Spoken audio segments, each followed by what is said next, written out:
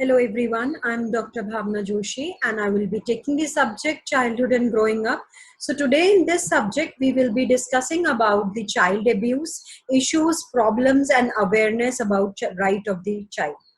This topic is in your unit 4 of childhood and growing up, B.Ed 101. So basically, first we need to understand what is child abuse. Child abuse is the physical, psychological, and sexual maltreatment or the neglect of a child, which is termed as child abuse. Now, this thing can happen at the hand of a parent also, a close relative also, a caretaker also, or it could be these child abuse, these things have a very significant effect on the child psyche also. So the highest risk of child abuse is to children who are 5 years and below, because reason being at this particular stage they cannot judge the person who is in front of them is abusing them with a good intention or with a bad intention. So for them every person is good, so they are at highest risk of this child abuse. Now when both parents and parents are out, the child is often entrusted to the caretaker of or a babysitter or a crèche or a family member. So that could be the prominent reason of child abuse. Now there are various types of child abuse. One is physical. Physical is like when a parent or a caretaker deliberately causes physical injury to a child, beats him or her up. So deliberate physical injury is there, that is child abuse. Then psychological and emotional abuse, it refers to the behavior when someone is harming the self-worth and self-esteem of the child, and the emotional well-being of the child. That is child abuse, psychological or emotional abuse. Now this could be related to calling by names, shaming, rejection, withholding love and threatening also. Now there is sexual abuse also, when the child is exploited as for sexual purpose. That is also a type of child abuse. Then fourth is the neglect. Neglect here is the failure to meet a child's basic need. The basic need of housing, food, cloth, education, and access to medical care. So these are the common basic need of a child. And when this is not met, then obviously it comes under the neglect part of the child abuse. Now, the causes of child abuse is domestic violence, then alcohol and drug abuse, uh, uh, untreated mental illness, then lack of parenting skills, and stress and lack of support from family members, parents, friends. So these are the causes of child abuse. Next is the how can you tell whether your child has been victim or abused? Now, just a situation when the child shows sudden change in the behavior or school performance, then it is an alarming, thing for the parents or the teachers. The parent and teacher should investigate why the child there is a certain change in behavior or school performance of the child. He or she has not received help for physical or medical problems brought to the parents' attention, has learning problems, yani ki difficulty concentrating, that cannot be attributed to specific physical or psychological causes, then is always watchful. Always there is a there is the afraid and frightened, so as though preparing for something bad to happen. Then lacks adult supervision, is overly complained, passive, or withdrawn from the society, withdrawn from everyone, doesn't want to talk, then comes to school or other activities early and stays late and does not want to go home. So all these things are a matter of concern for both parents and teachers to think about it, that why this thing is happening with the why the child is behaving like this. Then next is problems associated with child abuse. Now the problems associated first is a psychological problem. There is low self-esteem, depression is there, the relationship difficulty is there, panic disorders are there, attention deficit, hyperactivity disorder, anger is there, post-trauma stress disorder is there.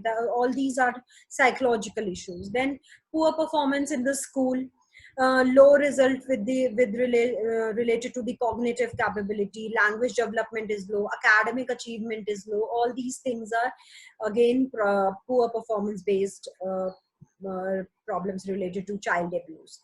Then physiological issues like immediate physical issues inflicted upon children, such as brushes, cuts, broken bones.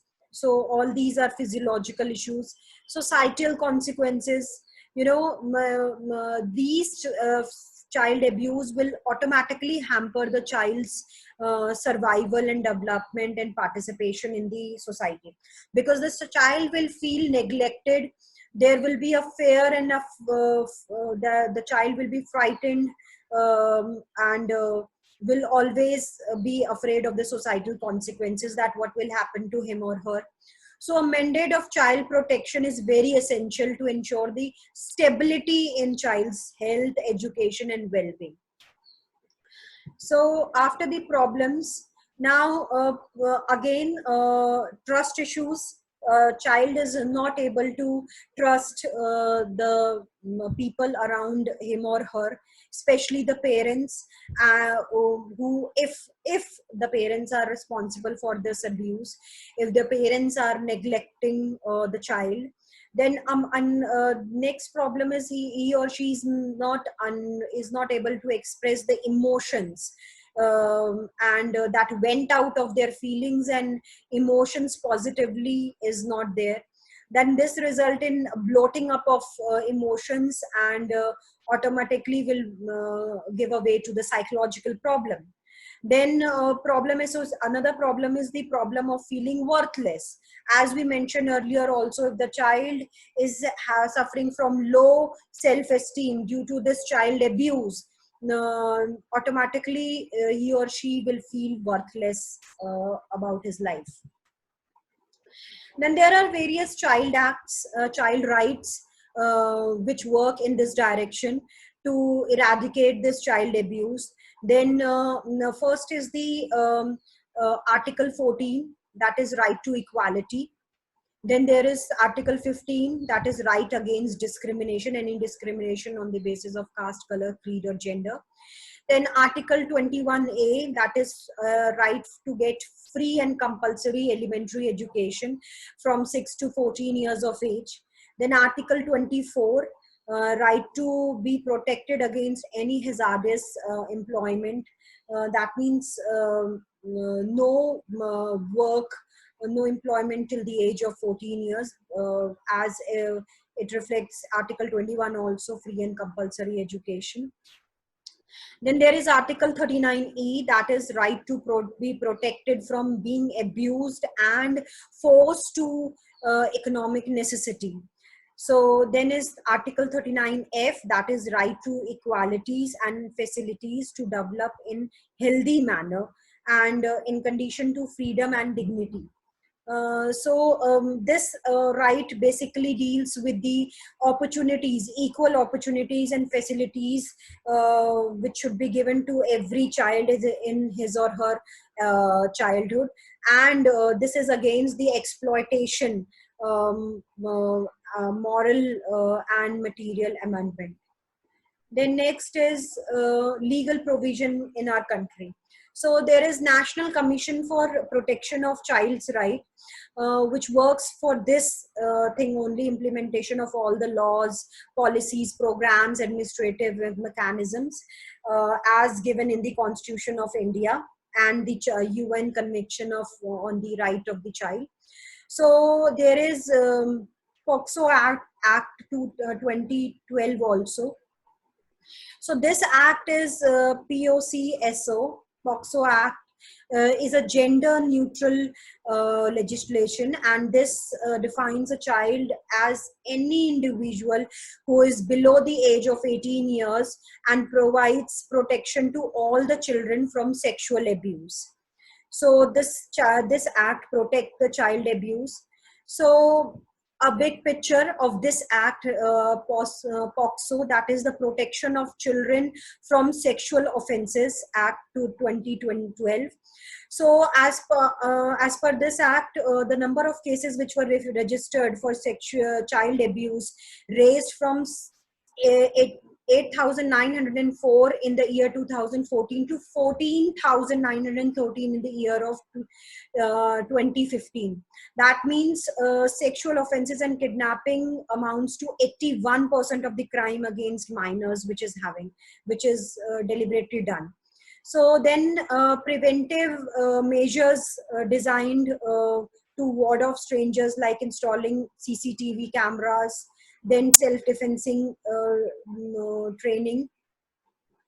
All these things are given as the children do not know how to ward off unwanted sexual advances from their known relatives and acquaintances and workplace seniors. Now you can see the state-wise cases as per this POCSO Act 2012. Uttar Pradesh has led highest number of child abuses cases, followed by Madhya Pradesh, Tamil Nadu, Karnataka, and Gujarat.